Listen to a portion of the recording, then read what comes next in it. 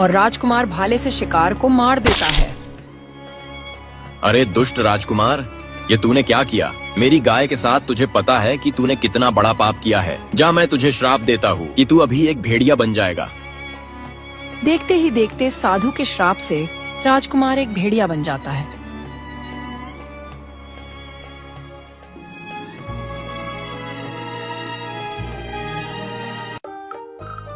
एक गांव में हरिलाल नाम का एक किसान अपनी पत्नी सुमित्रा के साथ रहा करता था। वह अपने खेत पर अपने बड़े भाई शिव कुमार के साथ काम किया करता था। चलो भाई हरिलाल, अब घर चलते हैं, शाम भी हो गई है। कल जरा जल्दी आ जाना, कल अपनों को फसल भी काटनी है।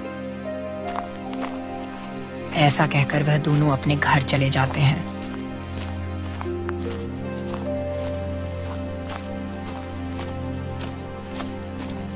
अरे भाग्यवान, क्या हुआ? तुम इतनी उदास क्यों बैठी हो? क्या करूँ जी, घर में 2 वक्त की रोटी खाने के लिए भी पैसे नहीं है, और अब सोनू भी बड़ा हो रहा है, उसके लिए भी तो कुछ जमा पूंजी करनी पड़ेगी ना। अरे तुम क्यों चिंता करती हो? सब अपना अपना भाग्य लिखा कर आते हैं, वह भी कुछ ना कुछ तो कर ही लेगा। अच्छा जी, यह सब आपकी मूर्खता के कारण हो रहा है। आप अपने भाई से जमीन का बराबर का हिस्सा क्यों नहीं मांगते हैं? अरे भाग्यवान, तुम तो जानती ही हो, उनके घर में 7 सदस्य हैं और हमारे घर में केवल 3 सदस्य हैं, इसलिए उन्हें ज्यादा अनाज की जरूरत पड़ती है। आपको सोनू की कसम है जी, आपको अपने भाई से जमीन का बराबर हिस्सा लेना ही होगा।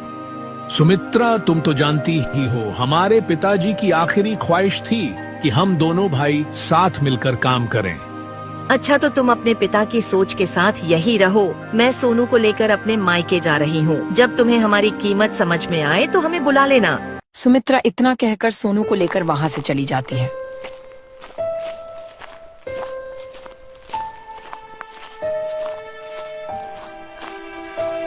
हे भगवान, अब मैं क्या करूँगा? मुझे लगता है कि मुझे भैया से एक बार बात करनी चाहिए।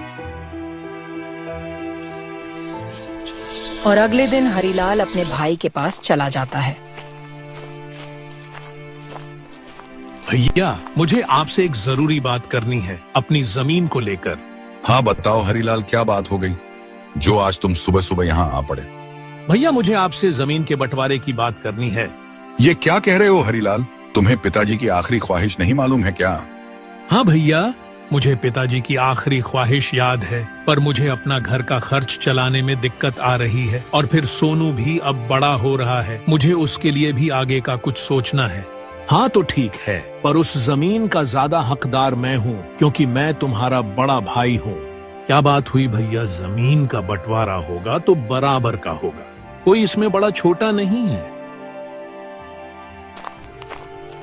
और उन दोनों में झगड़ा शुरू हो जाता है, और उन्हें देखकर एक बुजुर्ग वहां आता है। क्या बात हो गई बेटा? तुम दोनों सुबह सुबह यहाँ क्यों लड़ रहे हो? हरिलाल उसे पूरी बात बता देता है। ठीक है बेटा, इसका फैसला तो हमारे महाराज ही कर सकते हैं। तुम दोनों उनके पास क्यों नहीं जाते हो?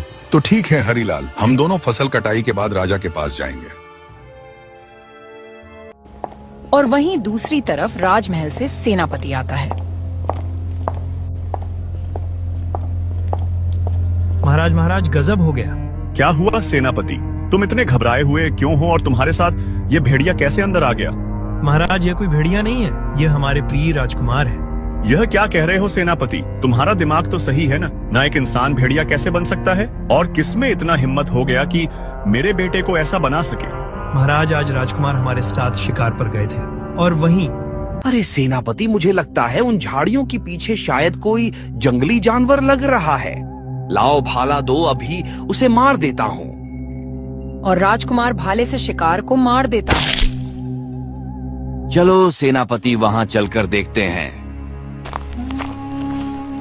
और राजकुमार सेनापति के साथ वहां चला जाता है, और राजकुमार ने जंगली जानवर समझकर एक गाय को मार दिया होता है।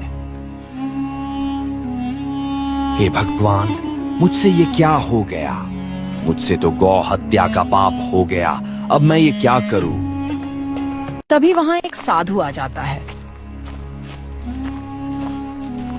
हे भगवान, यह मेरी गाय को क्या हो गया? मैंने तो अपने गाय को यहाँ चारा खाने के लिए यहाँ छोड़ा था, लेकिन मेरी गाय को कौन मार दिया? अरे दुष्ट राजकुमार, ये तूने क्या किया? मेरी गाय के साथ तुझे पता है कि तूने कितना बड़ा पाप किया है। जा, मैं तुझे श्राप देता हूँ कि तू अभी एक भेड़िया बन जाएगा। देखते ही देखते साधु के श्राप से राजकुमार एक भेड़िया बन जाता है और साधु महाराज वहाँ से चले जाते हैं। हे भगवान, ये क्या किया साधु महाराज ने? अब मैं राजा को क्या जवाब दूंगा? सेनापति उदास होकर वहाँ से चला जाता है। ये क्या कह रहे हो सेनापति? अब मैं अपने प्रिय पुत्र को श्राप से कैसे मुक्ति दिलवा पाऊंगा?